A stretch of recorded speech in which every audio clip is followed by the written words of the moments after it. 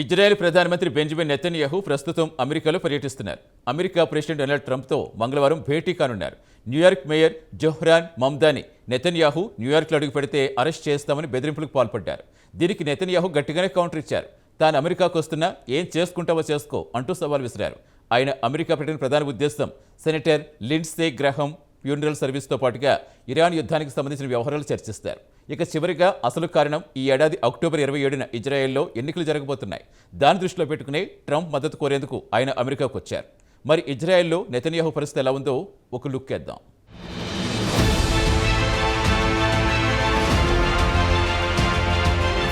America president Donald Trump, Israel ప్రధానమంత్రి Benjamin Netanyahu ఇద్దరూ కలిసి యావత్ ప్రపంచాన్ని సంక్షోభంలో నెట్టేశారు.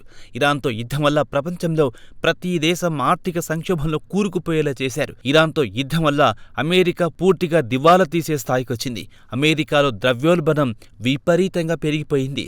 పెట్రోల్ ధర గ్యాలెన్ $4 పైనే. సామాన్య అమెరికన్ $1 ధర పెరిగిందంటే లబోదిబోమంటాడు. సాధారణ అమెరికన్ కష్టపడి సంపాదించి ప్రభుత్వానికి పన్ను రూపంలో చెల్లించిన సొమ్మును ట్రంప్ మిడిల్ ఈస్ట్లో విచ్చలవిడిగా ఖర్చు చేసి సాధారణ అమెరికన్ ఆగ్రహానికి గురవుతున్నాడు. తాజా అమెరికాలో నిర్వహించిన ఓ సర్వేలో ప్రతి 3 ఇద్దరు ఇరాన్తో యుద్ధాన్ని వ్యతిరేకిస్తున్నారని తేలింది. ఇక ఇరాన్తో యుద్ధం చేసి ట్రంప్ చేతులు కాల్చుకున్నాడు.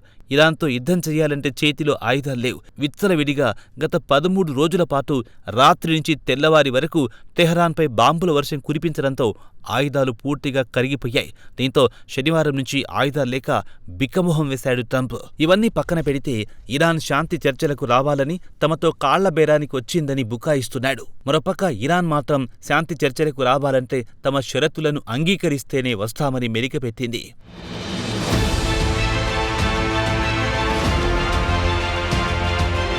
ఇవన్నీ ఒకేతైతే ఇజ్రాయెల్ ప్రధానమంత్రి బెంజమిన్ నెతన్యాహు అత్యంత తెలివిగా ఇరాన్ యుద్ధంలో అమెరికాను ఇరికించి తిన్నగా తప్పుకున్నాడు. గత నెల రోజుల నుంచి ఇజ్రాయెల్ ఇరాన్ వైపు కన్నెత్తి చూడడం లేదు. అటు లెబనాన్, గాజా, వెస్ట్ బ్యాంక్ వైపు మాత్రమే తన పని చేసుకుంటూ పోతున్నాడు. ఇక ఇరాన్ యుద్ధంలో ట్రంప్ను ఇరికించి దూరం నుంచి తమాషా చూస్తున్నాడు. ఇక ఇజ్రాయెల్ గత 3 ఏళ్ల నుంచి అటు పాలస్తీనాకు చెందిన హమాస్తో పాటు లెబనాన్, యమన్, ఇరాన్తో యుద్ధం చేస్తున్నా ఇజ్రాయెల్ ఆర్థికంగా బలంగా ఉంది. దాని జీడీపీ ఈ ఏడాది 4% పరిమితం అవుతుందంటున్నారు. అలాగే ఇజ్రాయెల్ ఎగుమతులు $65 బిలియన్ చేరుతాయని అంటున్నారు. మొత్తానికి చూస్తే ఇజ్రాయెల్ ఈ యుద్ధంలో సేఫ్గా ఉంది. అటు ఇటు తిరిగి ట్రంప్ను నెతన్యాహు బకరా చేశాడు. ఇక నెతన్యాహు విషయానికొస్తే ఈ ఏడాది అక్టోబర్ నెల 27న ఇజ్రాయెల్లో ఎన్నికలు జరగనున్నాయి. ఇప్పటి నుంచే నెతన్యాహు తన గెలుపునకు తీవ్రంగా కృషి చేస్తున్నాడు. ఇక ఎన్నికల్లో గెలవాలంటే వెస్ట్ బ్యాంక్తో పాటు గాజాలో పెద్ద ఎత్తున భూములను కబ్జా చెయ్యాలి.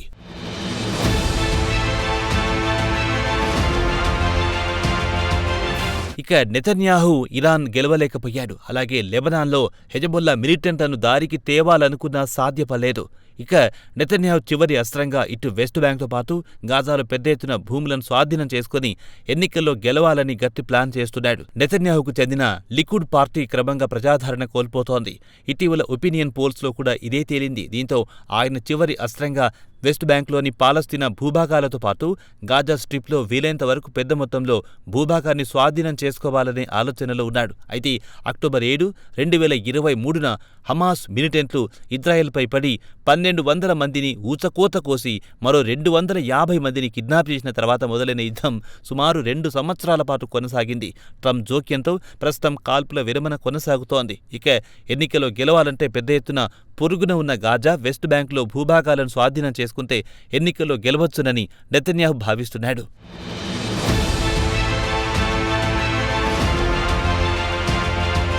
ఇక వెస్ట్ బ్యాంక్తో పాటు పాలస్తీనా ప్రజల చేతిలో ఉన్న భూభాగాన్ని పెద్ద ఎత్తున కబ్జాకు పాల్పడుతున్నాడు.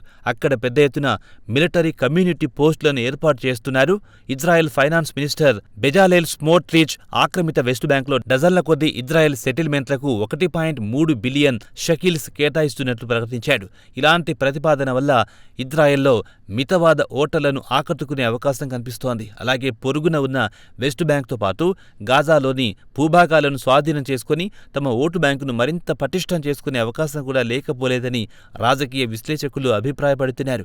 ఇదిలా ఉంటే ఈ ఏడాది ఫిబ్రవరి నుంచి అంతర్జాతీయ దృష్టి ఇరాన్ నుంచి లెబనాన్ వైపు మళ్లింది. దీనివల్ల పాలస్తీనా ప్రాంతాల్లో జరుగుతున్న పరిణామాలపై పర్యవేక్షణ తగ్గింది. దీన్ని నెతన్యాహు పార్టీ తమకు అనుకూలంగా మార్చుకోవడానికి ప్రయత్నించింది. ఇదే అదునుగా వెస్ట్ బ్యాంక్తో పాటు గాజాపై తన ఫోకస్ పెట్టి అక్కడ భూభాగాలను ఇజ్రాయెల్ విలీనం చేసుకోవడం ప్రారంభించింది. అక్కడే ఇజ్రాయెల్ కొత్త కాలనీల నిర్మాణాలు చేపట్టింది.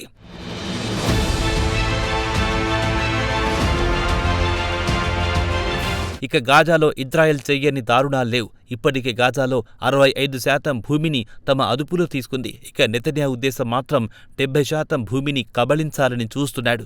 గత ఏడాది అక్టోబర్లో ఇరు దేశాల మధ్య కాల్పుల ఒప్పందం కుదిరినా ఇజ్రాయెల్ తరచూ గాజాపై దాడులు చేస్తూనే ఉంది. ప్రజల ప్రాణాలను తీస్తూనే ఉంది. ఇటీవల శాటిలైట్ చిత్రాలను చూస్తే ఈ ప్రాంతాలపై ఇజ్రాయెల్ నియంత్రణ పటిష్టం చేయడానికి 23 కిలోమీటర్లకు పైగా పొడవాటి మట్టికట్ట నిర్మాణాన్ని చూపిస్తోంది. అయితే యుద్ధం ప్రారంభం కావడానికి ముందు గాజాలో అత్యధిక జనసాంద్రత కలిగిన దేశంగా ప్రపంచ రికార్డులకెక్కింది. కేవలం 365 చదరపు కిలోమీటర్ల భూభాగంలో సుమారు 2.2 మిలియన్ ప్రజలు నివసించేవారు. ఇక ప్రస్తుతం జనాభా 2.05 మిలియన్లుగా అంచనా వేశారు. ఇక ఉన్న భూభాగంలో 30% కోల్పోతే అతి తక్కువ భూభాగంలో ఎక్కువ మంది నివసించాల్సి వస్తుంది. ఒక అంచనా ప్రకారం చదరపు కిలోమీటర్కు 19,000 మంది నివసించాల్సి వస్తుందని టాక్ కూడా వినిపిస్తోంది.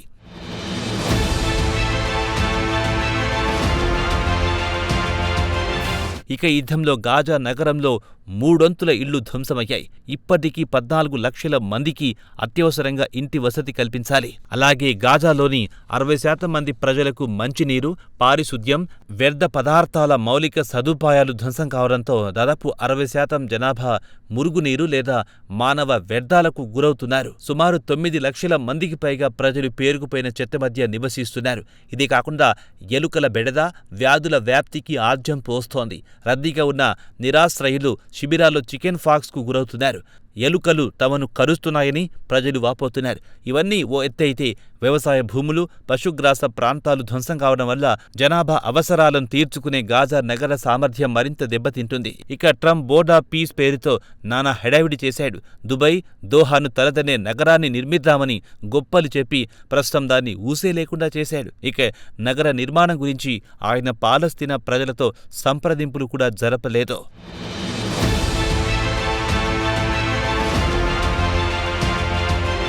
ఒకవైపు కాల్పుల విరమణ ఒప్పందం కొనసాగుతున్నా ఇజ్రాయెల్ సుమారు 1000 మంది పాలస్తీనా పౌరులను చంపింది. ఎల్లో లైన్ దాటారని చెప్పి చిన్న పిల్లలని కూడా చూడకుండా కాల్చి చంపారు. ఇదిలా ఉంటే ఇజ్రాయెల్ రక్షణ మంత్రి ఇజ్రాయెల్ కాట్జ్ గాజా నుంచి పాలస్తీనియన్లను తరిమేద్దామని ఈ ఏడాది మేలో ప్రకటించారు. ఇక ఇజ్రాయెల్కు చెందిన మానవ హక్కుల గ్రూప్ మాత్రం 1967లో ఇజ్రాయెల్ వెస్ట్ బ్యాంక్ను ఆక్రమించినప్పటి నుంచి భారీ స్థాయిలో తరలింపులు జరగడం ఇదే మొదటిసారి అని తెలిపింది. ఇక ఇజ్రాయెల్ వాలకం చూస్తే పాలస్తీనియన్లను గాజా నుంచి శాశ్వతంగా తరలించే కుట్ర జరుగుతోందని ఇజ్రాయెల్ మానవ హక్కుల సంఘాలు కూడా ఆరోపిస్తున్నాయి. అక్టోబర్లో జరిగే ఎన్నికల్లో పెద్ద మొత్తంలో వెస్ట్ బ్యాంక్, గాజా భూములను ఆక్రమించుకొని ఓట్లు దండుకోవాలని చూస్తున్నాడు నెతన్యాహు. మరి ఆయన ప్లాన్ వర్కౌట్ అవుతుందా లేదో మరో 3 నెలలు ఆగితే ఆ సస్పెన్స్ కూడా వీడిపోతుంది.